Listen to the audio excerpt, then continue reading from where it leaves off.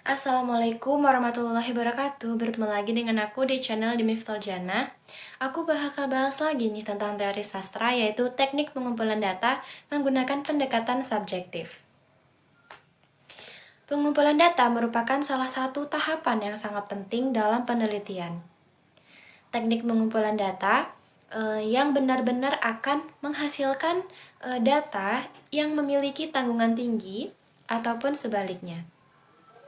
Hasil penelitian tersebut sangat berbahaya, lebih-lebih jika dipakai untuk dasar pertimbangan untuk mengambil kebijakan publik. Dalam metode penelitian kualitatif, lazimnya data dikumpulkan dengan beberapa pengumpulan data kualitatif, yaitu wawancara, observasi, dokumentasi. Sebelum masing-masing teknik diuraikan secara rinci, perlu ditegaskan di sini bahwa hal sangat penting yang harus dipahami oleh setiap peneliti adalah alasan mengapa masing-masing teknik tersebut digunakan. Untuk memperoleh informasi apa dan pada bagian fokus masalah mana yang memerlukan teknik wawancara, mana yang memerlukan teknik observasi, mana yang harus kedua-duanya. Di pilihan teknik yang sangat bergantung pada jenis informasi yang diperoleh. Yang pertama ada wawancara. Wawancara adalah proses komunikasi atau interaksi untuk mengumpulkan informasi dengan cara tanya jawab antara peneliti dengan informan atau subjek penelitian. Dengan kemajuan teknologi informasi, seperti saat ini, wawancara bisa dilakukan tanpa tatap muka, yakni melalui media telekomunikasi. Pada hakikatnya, wawancara merupakan kegiatan untuk memperoleh informasi secara mendalam tentang sebuah isu atau tema yang diangkat dalam penelitian, atau merupakan proses pembuktian lewat informasi atau keterangan yang diperoleh dari teknik yang lain sebelumnya. Karena merupakan proses pembuktian, maka bisa saja hasil wawancara sesuai atau dengan informasi yang telah diperoleh sebelumnya. Agar wawancara efektif, maka terdapat beberapa tahapan yang harus dilalui. Yang pertama, mengenalkan diri. Yang kedua, menjelaskan maksud kedatangannya. Yang ketiga, menjelaskan materi wawancara. Dan yang terakhir, mengajukan pertanyaan. Menurut Yunus 2010. Selain itu, agar informan dapat menyampaikan informasi yang komprehensif sebagaimana diharapkan peneliti, maka berdasarkan pengalaman wawancara yang penulis lakukan akan menemukan beberapa tips sebagai berikut. Yang pertama, ciptakan suasana wawancara yang kondusif dan juga tidak tegang. Yang kedua, cari waktu dan tempat yang telah disepakati dengan informan. Yang ketiga, mulai pertanyaan dari hal-hal sederhana hingga ke yang serius. Yang keempat, rasa hormat dan ramah terhadap informan. Yang kelima, tidak menyangkal informasi yang diberikan informan. Yang keenam, tidak menanyakan hal-hal yang bersifat pribadi yang tidak ada hubungannya dengan masalah atau tema penelitian. Yang ketujuh, tidak bersifat menggurui terhadap informan. Yang kedelapan, tidak menanyakan hal-hal yang membuat informan atau peneliti marah atau sebaliknya.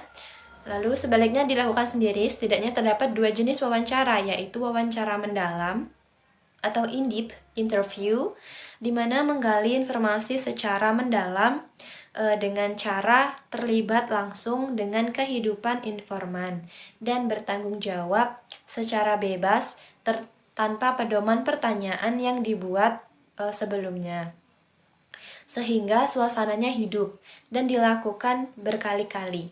Yang kedua, wawancara terarah atau guided interview, di mana peneliti menanyakan kepada informan hal-hal yang telah disiapkan sebelumnya.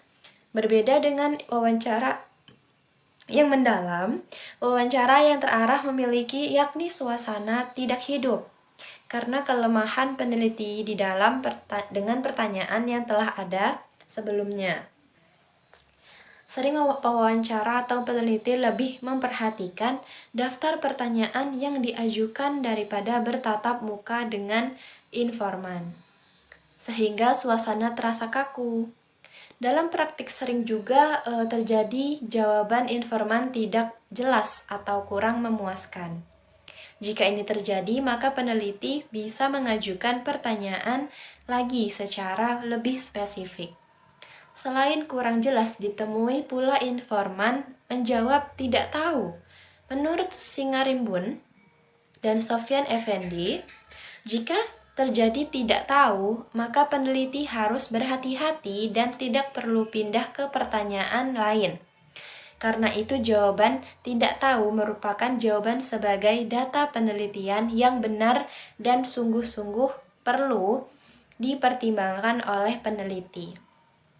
Yang kedua ada observasi. Selain wawancara, observasi juga merupakan salah satu teknik pengumpulan data yang sangat lazim dalam metode penelitian kualitatif.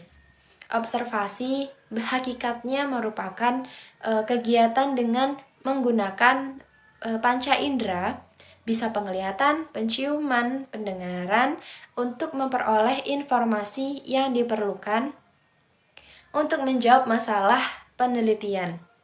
Hasil observasi berupa aktivitas, kejadian, peristiwa, objek, kondisi, atau suasana tertentu, dan perasaan seseorang. Observasi dilakukan untuk memperoleh gambaran nyata suatu peristiwa atau kejadian untuk menjawab pertanyaan.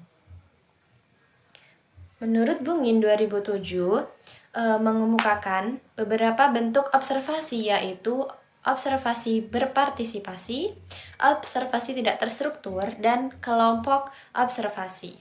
Berikut penjelasannya. Yang pertama ada observasi partisipasi.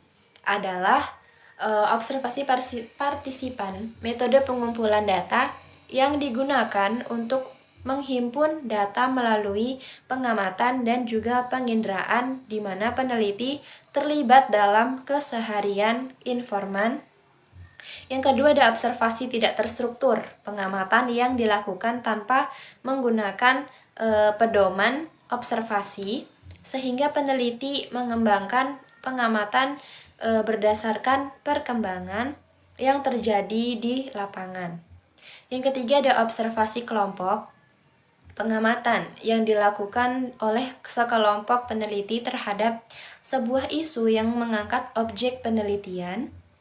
Yang ketiga ada dokumen. Selain melalui wawancara dan juga observasi, informasi juga bisa diperoleh